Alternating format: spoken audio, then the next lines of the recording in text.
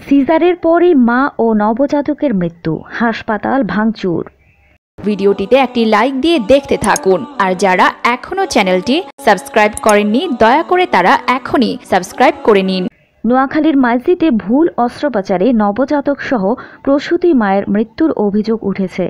এ ঘটনায় হাসপাতালে হামলা চালিয়ে ব্যাপক ভাঙচুর করেছেন রোগীর স্বজনরা। শনিবার 4 মে রাত 8:30টার দিকে মাইজদি আধুনিক হাসপাতালে এই ঘটনা ঘটে। খবর পেয়ে পুলিশ গিয়ে পরিস্থিতি নিয়ন্ত্রণ করেন। নিহত সীমা আক্তার বেগমগঞ্জ উপজেলার কাদিরপুর ইউনিয়নের লন্ডন মার্কেট এলাকার জহির উদ্দিনের স্ত্রী এবং নোয়াখালী পৌরসভার 1 নম্বর ওয়ার্ডের ইউসুফ সওদাগর বাড়ির মোহাম্মদ হারুনের মেয়ে। নিহতের চাচাতো ভাই মোহাম্মদ নাইমুর রহমান জানান, শুক্রবার দুপুরে সীমাকে মাইজদি আধুনিক হাসপাতালে ভর্তি করা হয়।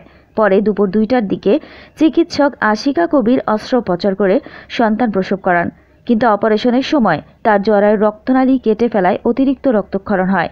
পরে বিষয়টি গোপন রেখে হাসপাতাল কর্তৃপক্ষ রোগীকে ঢাকা মেডিকেল কলেজ হাসপাতালে পাঠিয়ে দেয়।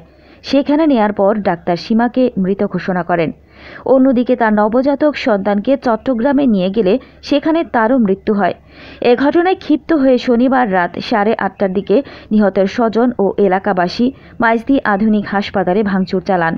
মাইজদি আধুনিক হাসপাতালের চেয়ারম্যান রফিকুল বারী আলমগীর বলেন, এ নিয়ে আমরা রোগীর স্বজনদের সঙ্গে বসেছি। কোনো ডাক্তারই ইচ্ছাকৃতভাবে কাউকে মৃত্যুর দিকে ঠেলে দেয় না। সুধারাম থানার ওসি মীর জাহিদুল হক রনি বলেন, ঘটনার খবর পেয়ে পুলিশ ঘটনাস্থলে গিয়ে পরিস্থিতি নিয়ন্ত্রণ করে, তবে গভীর রাত পর্যন্ত এ বিষয়ে কেউ থানায় অভিযোগ করেনি।